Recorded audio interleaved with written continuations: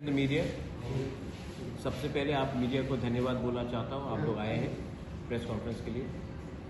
आज हमारा press conference basically public को और मीडिया के थ्रू जानकारी देने के लिए है कि 12 तारीख को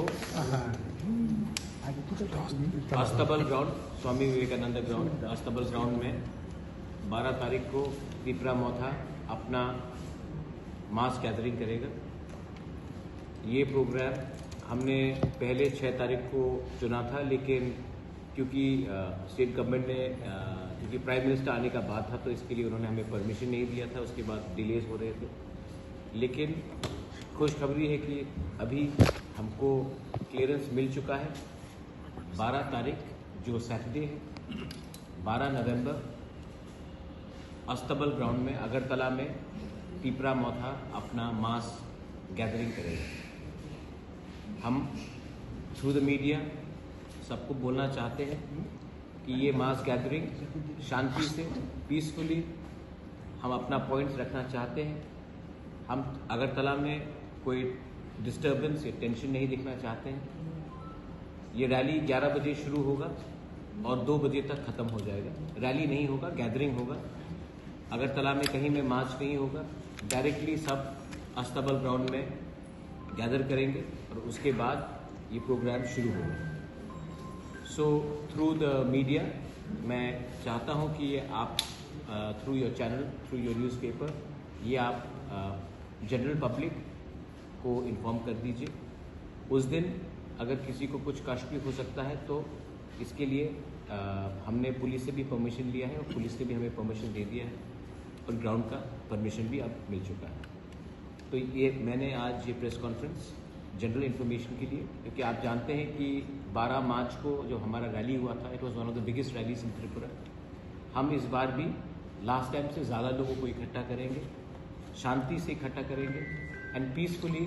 हम लोग अपना एक पॉइंट रखना चाहते हैं कि we want a constitutional solution for the people who are living in the interiors and in the areas.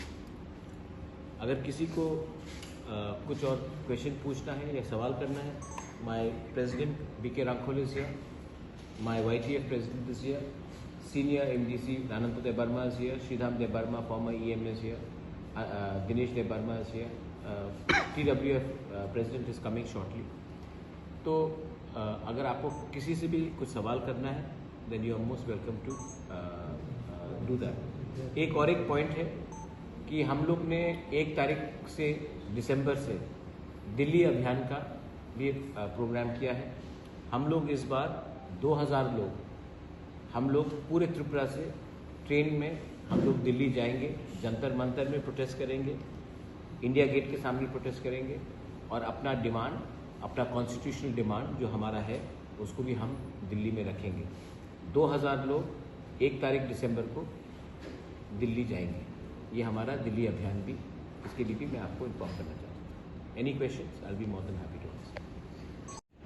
There has been no discussion. Of course people come individually and talk to me, but there has been no discussion at any level to say that there will be a alliance. Our line is very clear. We are fighting for our constitutional solution and our demand for Greater Tripura land for our survival and existence. That is the demand. Anyone who gives it to us in writing, we will consider it. If they don't give it to us in writing, there's no problem. We will fight on our own and we will see after that. And if there is call for a secular democratic, they are saying, not alliance. Pinaki, I'll tell you something. मैं आपको एक बात बोलना चाहता हूँ. The indigenous people, the Tiprasa people are not fighting for power. We are fighting for rights. We are fighting for a survival and existence. Those people जिसके पास पहले से राइट्स है, वो लोग पावर के लिए फाइट करते हैं। हम लोग के पास राइट्स नहीं है। पहले राइट्स मिल जाए, उसके बाद पावर के लिए फाइट करेंगे। पहले आप राइट्स हमें राइटिंग में दे दीजिए, उसके बाद पावर के लिए बात करेंगे। जिनके पास राइट्स है वो लोग पावर के लिए फाइट करते हैं। हमारे पास राइट्स नहीं है, पहले राइट्स के लिए हम फाइट करेंगे। So in that case, if they appeal also, you will attend that meeting? Writing में दीजिए ना। अपील करने से क्या होता है? आप हमको राइटिंग में दीजिए, आपका क्या व्यू है, हमको क्या दे सकते हैं आप राइटिंग में? No, I'm talking about appeal नहीं। देखिए, I am very category, I am telling you, see I am not like other नेताज। मैं डायरेक्टली बात बोल रहा हूँ। मैं अपने लोगों को क्या जवाब दूं कि हम ग्रेटर त्रिपुरा के लिए फाइट कर रहे थे, अब ऑल ऑफ अ सडन हम सेक्युलरिज्म के लिए फाइट करेंगे। सेक्युलरिज्म तो पहले से हम हैं ही। हमारे पार्टी में मुस्लिम्स हैं, एससीज हैं, हिंदुस्तानी हैं, बंगालीज भी आ गए हैं, तिपरासाज हैं। हम तो अपने एरिया में हमने तो सेक्युलर फ्रंट करके तो हमने एडीसी जीता है। माय पॉइंट इज दैट कोई भी अगर किसी को भी अलायंस चाहिए तो राइटिंग में बताइए कि आप तिपरासा को क्या कॉन्स्टिट्यूशनल राइट्स देना चाहते हैं, राइटिंग में दीजिए। वो अपील करने से नहीं होगा, राइटिंग में दीजिए। अगर आप राइटिंग में नहीं देंगे तो मैं अपने लोगों को जाकर क्या बोलूंगा? हम अपने राइट्स के लिए फाइट कर रहे हैं, वो लोग पावर के लिए फाइट कर रहे हैं। जब तक राइट्स नहीं मिलेगा तब तक पावर का कुछ मतलब नहीं रहता। राइट्स आने के बाद हम पावर के लिए फाइट करेंगे। पहले राइट्स ले, अधिकार ले ले अपना 13 लाख की प्रजा के लिए। सर आज मुझे खराब लगता है, देखिए आपको भी खराब लगेगा। 2022 में कच्चा घर देके बोलते हैं कि हमने आपको सेटल कर दिया। एक स्कूल है, हम वहाँ गए थे, आज 50,000 रुपीज़ भी दे के आया हूँ। इस स्कूल में आप बच्चा क्या पढ़ेगा वो स्कूल? और इसका जो मैनेजमेंट है ये तो सेंट्रल गवर्नमेंट का पैसा से आया है। घर ठीक है, आपने कहा है कि वो खुद बनाए, लेकिन कुछ हाइजीनिक कंडीशंस तो रखा जाए। आज कोविड के लिए, कोरोना के लिए कितने लोग मरे हैं, सैनिटेशन, सोशल डिस्टेंसिंग, ये सब कुछ विदाउट प्लानिंग करके जैसा घर बना है, ये घर 1-2 साल के बाद फिर से बेकार हो जाएगा। तो गुस्सा नहीं आया, दुख लगा और जेन्युइन रिएक्शन होता है, क्योंकि 2022 में हम अपने ब्रू लोगों को इतने ख़राब कंडीशन में रख के छोड़ के हमको लगेगा कि हमने सेटल कर दिया, ये ठीक बात नहीं है। दूसरा बात है कि जो काम मैंने देखा वहाँ में, मुझे तो लगता है कि ठीक है, पैसा आया है लेकिन कॉन्ट्रैक्टर ने पूरा पैसा खा लिया। अब मैं इसमें पॉलिटिसाइजेशन नहीं करना चाहता हूँ, जैसे कि बीजेपी के लोग, जनजाति मोर्चा के लोग हर चीज़ को पॉलिटिक्स करते हैं। मैं बोल रहा हूँ कि वही कॉन्ट्रैक्टर जो सीपीएम के टाइम पैसा कमाता था, आज वही कॉन्ट्रैक्टर बीजेपी के टाइम भी पैसा कमा रहा है। तो कॉन्ट्रैक्टर तो वही है, काम वही है। तो खराब काम होने से सबको, आप विजुअल्स है मेरे पास, मैं तो झूठ नहीं, ये फोटोग्राफ्स है, वीडियोस है, आप देख लीजिए। इतना खराब काम होने से आदमी को दुख क्यों नहीं लगेगा, खराब क्यों नहीं लगेगा?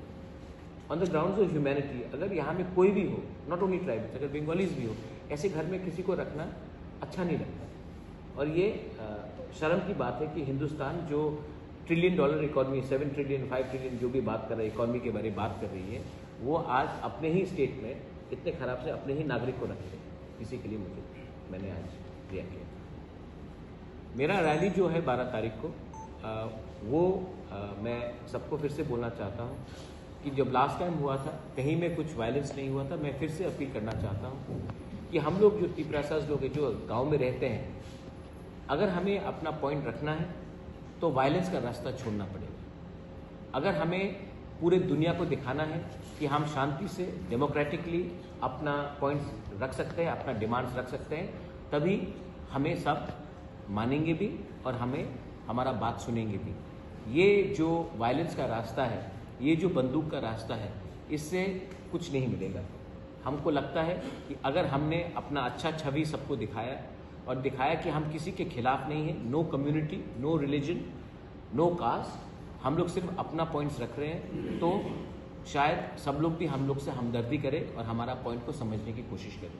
तो once again I am appealing to everyone, जो भी आएंगे उस दिन में, आपको अपना डिसिप्लिन रखना है, अपना समाज का इज्जत रखना है और अपना कम्युनिटी का भी इज्जत रखना है। तो शांति से आइए, शांति से जनसभा कीजिए और शांति से तब उसके बाद अपना पॉइंट रखने के बाद शांति से वापस जाइए। जो चीज़ प्यार से हो सकता है, जो चीज़ शांति से हो सकता है, वो बंदूक से करनी है। Through the media I want to even convey that. Sir, बोकांबा और लखीसराय उस जगह पे जो लोकल्स है, वो लोग उन लोगों को जगह नहीं दे रहा है। देखिए, ये बात अच्छा क्वेश्चन है आपका। लोग जगह देना चाहते हैं, लोकल कम्युनिटी वहाँ में जगह देना चाहते हैं, लेकिन जो जगह लोकल्स देना चाहते थे वहाँ में उनको जगह नहीं दिया, और जहाँ में लोकल्स का रबर बागान है वहाँ में सेटल करना चाह रहे हैं। तो ये स्वाभाविक है कि जहाँ से आपका रबर बागान है, जहाँ से लोग पहले से काम, वहाँ से उनका इनकम है, वहाँ में रबर बागान को काट कर आप अगर किसी को सेटल करेंगे तो लोकल लोग अपसेट होंगे। लेकिन लोकल लोग ने कहा है कि हमने दूसरा ज़मीन दिखाया था जो ब्रू शरणार्थी को पसंद भी है, लेकिन वहाँ में गवर्नमेंट ने नहीं रखा है और गवर्नमेंट जानबूझ के उनको वैसे जगह में रखना चाह रहे जहाँ में पहले से रबर बागान है। और अगर ये होगा तो डिवीजन होगा, थानसा टूटेगा, एकता टूटेगा और एक दूसरे से लोग लड़ेंगे। और इसमें फ़ायदा किसको होगा? इसमें फ़ायदा उसी का होगा जो जनजाति को डिवाइड करके हमारे ऊपर राज करना चाहता है। तो ये जो आपका रिपोर्टिंग है, आप फिर से पूछ लीजिए, लोग अपोज नहीं कर रहे हैं। लोगों ने सिर्फ कहा है कि यहाँ में हमारा रबर बागान है, यहाँ में मत कीजिए, यहाँ से हमारा इनकम आता है। दूसरा जगह उन्होंने आइडेंटिफाई भी किया है, यहाँ में रख दीजिए, हम इनको खुद वेलकम करेंगे। लेकिन गवर्नमेंट किसी के रबर बागान में, किसी का जहाँ में इनकम होता वहीं में सेटल करके एक दूसरे के बीच में झगड़ा लगाने का कोशिश कर रहे हैं। ये मेरा ये क्लियर बात। इंटेंशनली है, बेवकूफ़ तो कोई है नहीं। अगर आपका कहीं में इनकम है, if you have a income somewhere and वहीं में हम किसी को सेटल करना चाहे, जब इतना जगह आसपास में खाली है, तो आप चाहते ही हैं कि कॉन्फ्लिक्ट हो।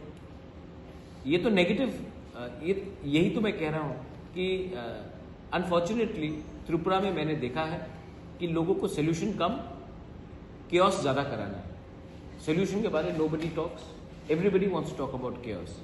सबको मज़ा आता है एक दूसरे से झगड़ा लड़ाने के लिए। मैंने ये भी देखा कि मीडिया के बीच में झगड़ा लगा देते हैं, पार्टीज के बीच में झगड़ा लगा देते हैं, हिंदू मुस्लिम क्रिश्चियन के बीच में झगड़ा लगा देते हैं, तब ट्राइबल्स के बीच में झगड़ा लगा देते हैं, बंगालीज के बीच में झगड़ा लगा देते हैं। क्योंकि जब हम आप लोग एक संग झगड़ा करेंगे ना, तो असली इशू को कोई पूछेगा नहीं।